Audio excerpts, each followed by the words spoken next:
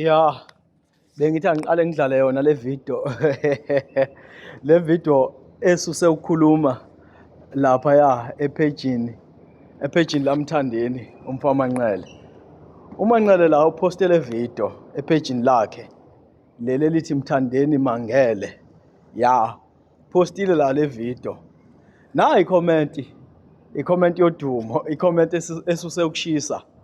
Yazi bafowethu, bengingazi mina ukuthi abaculi kanti nabo bayawafunda ama-comment. Hey, uthi mfowethu la ufihlela Samela Thumbeza. Ya, umfokahlophe. Uthi la umfokahlophe ushadelwa nini?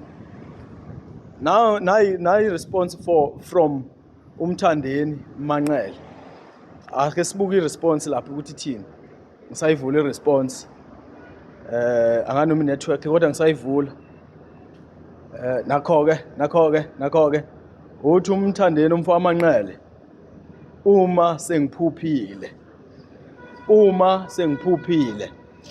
I-response le from uMthandeni umfama Manqele.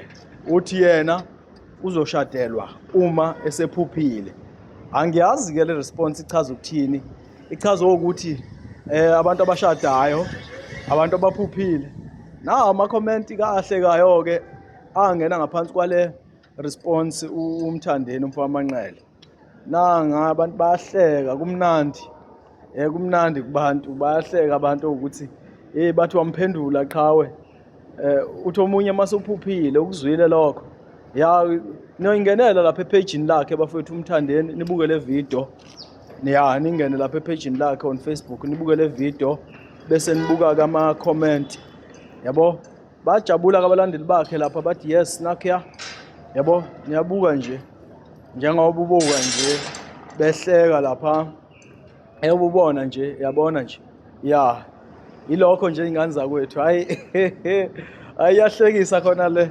Mina bengingazo ukuthi kanti abaculi nabo bangena la elokhuzaneni kuma comment esuke siwenza la emapage nabo uma bepostile. Ngiyayiqala emlandweni. Umlando lo wenziwe uMthandeni umfama Manqele. Asibonge ingane zakwethu.